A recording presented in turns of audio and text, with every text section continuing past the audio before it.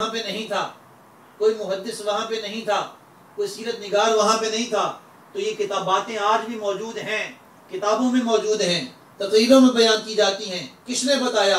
ماننا پڑے گا کہ سب سے پہلے سرکار کا میلاد یا تو خود سرکار نے بیان کیا ہے یا سرکار کی ماں نے بیان کیا ہے۔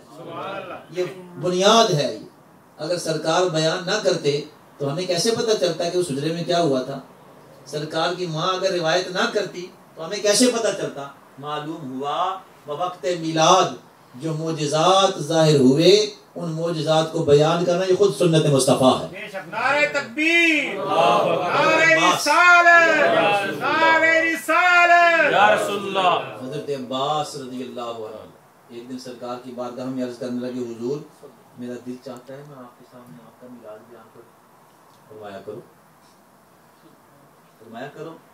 عرض کر انہوں نے پورا قصیدہ پیش کیا، وہ پورا قصیدہ ہے جو بھی ابن جوزی نے نقل کیا ہے، پورا قصیدہ حضرت عباس نے نقل کیا کہ حضرت آدم علیہ السلام کی توبہ قبول ہوئی، وہ آپ کے طفیل، نوح کی کشتی جودی پہاڑ پہ اتری، حضور وہ آپ کا صدقہ، ابراہیم کے لیے نار کو گلزار کیا گیا تو وہ آپ کے نور کی برکت سے۔ پورا قصیدہ وہ بیان کرتے ہیں اور اس میں لکھتے ہیں کہ حضور میں دیکھتا تھا بچپن میں آپ کی والدہ جب آپ کو کپڑے میں لپیٹ دیتی تھی نا اور پنگھوڑے میں ڈالتی تھی تو بچہ جو ہے اپنے ہاتھ پیر ہلاتا ہے نا، تو حضور میں دیکھتا تھا جدھر جدھر آپ کی انگلی کا اشارہ ہوتا تھا نا چاند بھی ادھر ہی چلا جایا کرتا۔ سیدی اعلیٰ حضرت نے بیان کیا نا، چاند جھک جاتا جدھر انگلی اٹھاتے مہد میں، کیا ہی چلتا تھا اشاروں پر کھلونا نور تھا، اور کھیلتے تھے اس لیے بچپن میں آقا چاند سے کہ یہ سراپا نور تھے، وہ تھا کھلونا نور تھا۔ حضرت عباس چچا ہیں، سرکار کے سامنے کہتے ہیں حضور میں دیکھتا تھا جدھر آپ کی انگلی کا اشارہ ہوتا چاند جھک جاتا تھا۔ اب میرے آقا مسکرائے۔ یہاں سے تو یہ ثابت ہوا کہ میلاد سے بیان کرنا صحابہ کی سنت ہے۔ اب حضور علیہ السلام نے ارشاد فرمایا چچا جو بات آپ کر رہے ہیں نا وہ تو میرے پیدا ہونے کے بعد کی بات ہے، میں آپ کو اپنے پیدا ہونے سے پہلے کی بات نہ بتاؤں؟ سبحان اللہ، یہ تو بعد کی بات ہے نا، میں پیدا ہونے سے پہلے کی بات بتاؤں، اس کی حضور ضرور سنائیے۔ میرے آقا نے ارشاد فرمایا اللہ محفوظ وہ 7 آسمانوں سے پرے عرش الہی کے سائے میں اللہ محفوظ رکھی ہے، فرشتہ قلم قدرت کے ساتھ اس پر انسان کی تقدیر لکھتا ہے۔ اب آج یہاں پر اس کاغذ کے اوپر اعظم صاحب کچھ لکھیں تو کیا قلم کے چلنے کی آواز آئے گی؟ میں اتنا قریب بیٹھا ہوں میں بھی نہیں سن پاؤں گا، خود لکھنے والا نہیں سنتا۔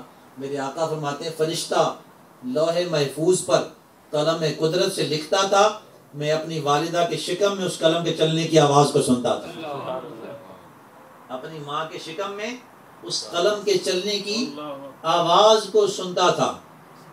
آپ نے بڑا سرسری اس بات کو سنا، ذرا اس کی گہرائی کو سمجھیے۔ عالم مختلف ہوتے ہیں، جہان ہے نا، یہ عالمین ہے نا، رحمت للعالمین۔ عالمین کا کیا مطلب ہے؟ ایک تو یہ دنیا ہے نا، ایک قبر کی دنیا ہے، وہ دنیا اس دنیا سے الگ ہے، اس دنیا کے معاملات بھی الگ ہیں۔ ایک عالم بالا ہے، وہ فرشتوں کا جہان ہے، وہ الگ چیز ہے۔ ایک جہان ماں کے شکم کا ہے، وہ ایک الگ جہان ہے، اس کے تقاضے بھی الگ ہیں۔ دیکھیے اس جہان میں ہم رزق کے لیے، روزی کے لیے ہمارا کوئی طریقہ ہے یا نہیں ہے؟ کھانا کھاتے ہیں، سانس لیتے ہیں، ماں کے پیٹ میں روزی کا ذریعہ ہی اور ہے، ماں بچہ منہ سے تو نہیں کھاتا پیتا نا، ناف کے ذریعے خوراک ملتی ہے، ایک الگ جہان ہے، اس جہان کے تقاضے بھی الگ ہیں، قبر کے تقاضے الگ ہیں، وہ جہان اور ہے۔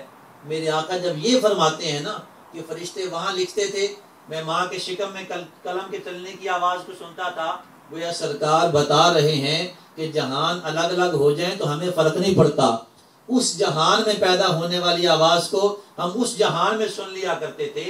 تو وہ آقا جو عالم بالا میں پیدا ہونے والے قلم کی آواز کو ماں کے شکم والے عالم میں سن سکتے ہیں تو کیا وہ آقا قبر والے عالم میں رہ کر ہمارے درود و سلام کو نہیں سن سکتے؟ نعرہ تکبیر، نعرہ رسالت، جہان اور ہے، قبر والا جو ہے وہ کہاں سنتا ہے؟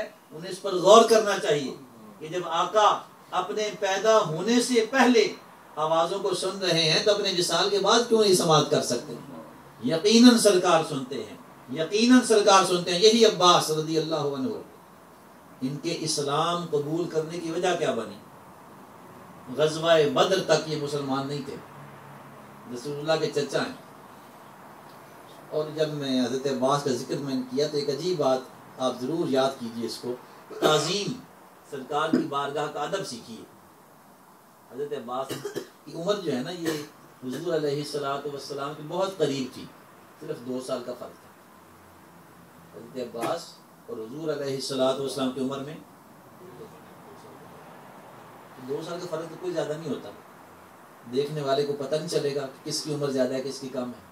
تو کسی نے عباس سے پوچھا، اے عباس دیکھنے میں پتہ نہیں چلتا ہمیں، آپ ذرا بتاؤ نا کہ آپ بڑے ہیں یا سرکار بڑے ہیں؟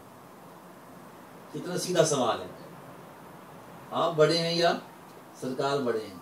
قربان جائیے غلامان مصطفیٰ کے ادب اور تعظیم پر. کسی یونیورسٹی میں جا کر انہوں نے تعلیم حاصل نہیں کی، لیکن فیضان نظر دیکھیے، عباس کی ادب اور تعظیم کی کیفیات دیکھیے. پوچھنے والا یہ پوچھتا ہے آپ بڑے ہیں یا سرکار بڑے ہیں؟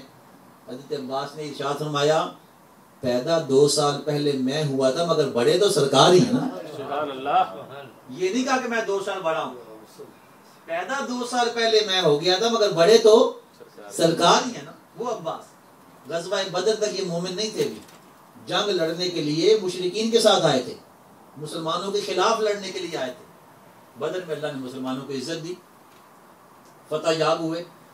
تو بہت سے جو مشرک تھے وہ جنگی قیدی بنا لیے گئے، ان میں عباس بھی شامل تھے.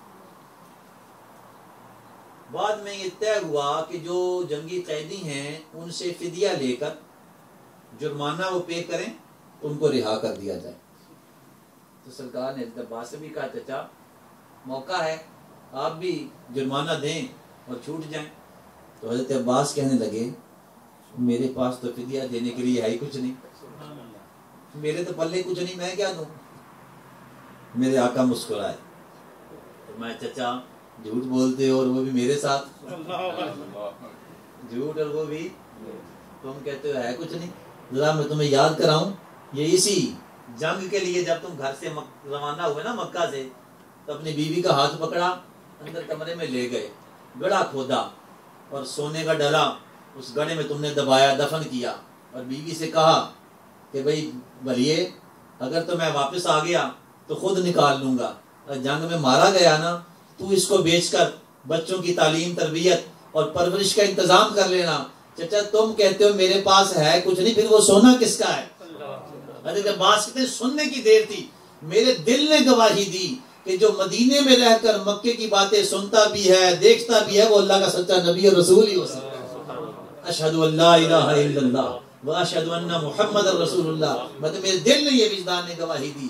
وہ وقت تھا جب لوگ رسول اللہ کے علم کو دیکھتے تھے، آپ کی معجزات کو دیکھتے تھے، اللہ انہیں ایمان کی روشنی عطا کرتا تھا. ایک آج کا دور ہے پڑھتا کلمہ ہے اور سرکار کے معاذ اللہ شان میں کمی کی کوشش کرتا ہے. مومن کبھی یہ کام کر ہی نہیں سکتا. حضور کا نام کیا ہے؟ محمد صلی اللہ علیہ وسلم. کیا نام ہے؟ اس کا معنی کیا ہے؟ الذی یحمد حمدا بعد حمد.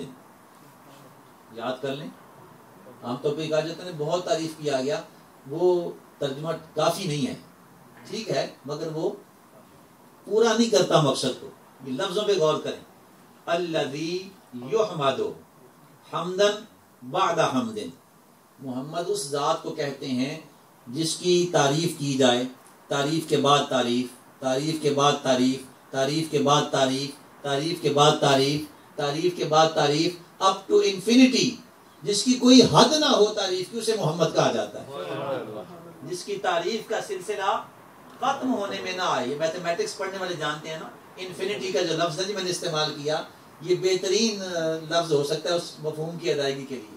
انفینٹ، جس کی کوئی حد ہی نہیں ہے، کہیں جا کر وہ بات رکتی نہیں ہے، جس کی تعریف مسلسل ہوتی رہے، رکنے میں نہ آئے، اسے محمد کہا جاتا ہے. اور تعریف جو ہوتی ہے نا وہ خوبی کی جاتی ہے، عیب کی تعریف نہیں ہوتی.